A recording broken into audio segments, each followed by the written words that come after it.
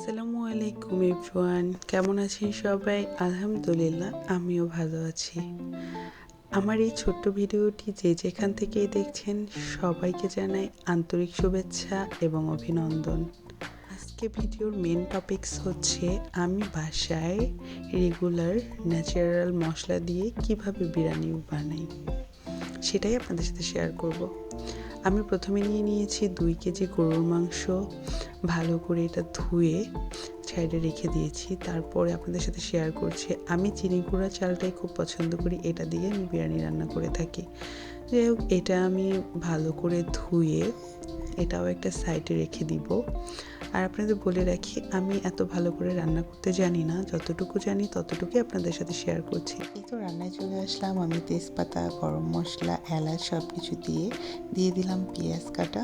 পেঁয়াজটা একটু হয়ে যাওয়ার পরে আমি এখানে দিয়ে দিলাম বাকি মশলাগুলো। যেহেতু আমি একা হাতে ভিডিও করছি, রান্না করছি, তো আমার বাকি মশলা দেওয়ার ভিডিওগুলো আপনাদের সাথে শেয়ার করা হলো না। নেক্সট টাইম কোনো একদিন শেয়ার করব। তো আমি বিরিয়ানির মশলা সেটা আমি বাসায় তৈরি করি, সেটাও নেক্সট টাইম কোনো একটা ভিডিওতে আপনাদের সাথে শেয়ার করব। তো আমি একটু লাল মরিচের গুঁড়োটাও দিয়ে দিয়েছি। আমি হলুদের গুঁড়ো ইউজ করিনি, যেহেতু আমি সাদা বিরিয়ানি রান্না করব। তো এখানে আমি ঢেকে দিয়েছিলাম 1 ঘন্টার মতো। এটা সিদ্ধ হয়ে আসছে, আমি এক্সট্রা কোনো পানি ব্যবহার করিনি।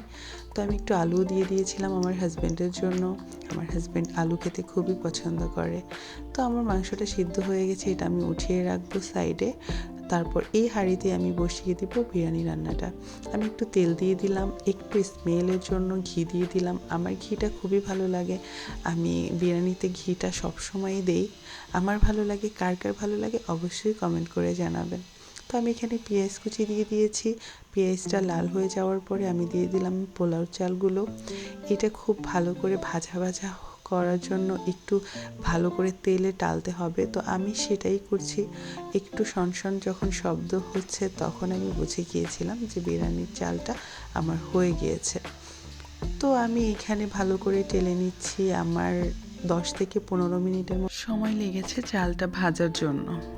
যখন পুরোপুরি চালটা ভাজা হয়ে গেছে, আমি ঠান্ডা পানি দিয়ে দিয়েছি। আমি আজকে গরম পানি করতে সময় পাইনি, যেহেতু আমি ভিডিও করছি। আপনাদেরকে বারবারই বলছি, আজকে ভিডিওর জন্য আমার অনেক কিছুই ভুল হয়ে গিয়েছে, আর আমি যেটা সবসময় করি সেটা করতেও পারিনি। তো আমি ঢেকে দিলাম। ঢেকে দেওয়ার পরে চুলাটা বাড়িয়ে দিলাম। যখন পানিটা টেনে গেল, আমি মাংসটা এর মধ্যে দিয়ে দিলাম। মাংসটা এটার সাথে ভালো করে মিক্সড করে এটাকে আমি আবার ঢেকে দিব। আমি এখানেও ভুল করে ফেলেছি, আমি কাঁচামরিচ দেইনি। যেহেতু কাঁচামরিচে এক্সট্রা একটা ফ্লেভার থাকে, এটা আমি তাই দিয়েই দিলাম। তারপরে দিয়ে দিচ্ছি 1 টুকরো লেমন। এটা আমি সবসময়ই লেমনটা দিয়ে থাকি। লেমনটা দিলে মনে হয় যে বিরিয়ানির স্বাদ দ্বিগুণ বেড়ে যায়। আমার কাছে মনে হয়, জানি না কার কাছে কীরকম লাগে। সো তারপরেই তো চলে আসলাম, আমার বিরিয়ানিটা হয়েই গেল। তো খেয়ে বলতে পারবো যে কেমন হয়েছে। আমি এত বিরিয়ানি পছন্দ করি না, বিরিয়ানি পছন্দ করে আমার মেয়ে, আমার হাজব্যান্ড।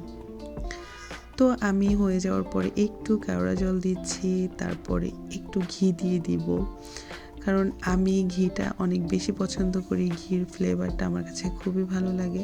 তাই একটু লাস্ট হয়ে যাওয়ার পরেও একটু ঘি দিয়ে আমি এটা নাড়াচাড়া করে এটা সবটা মিশিয়ে তো আমি এটা রেখে দিব। তো অবশেষে খেতে চলে আসলাম।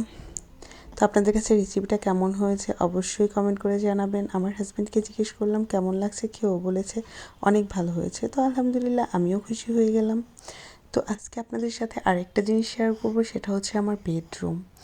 আমার বেডরুমে তেমন কিছুই নেই, আর আমার সাধ্যমতো আমি যতটুকু পেরেছি আমি গুছিয়ে রাখার চেষ্টা করছি।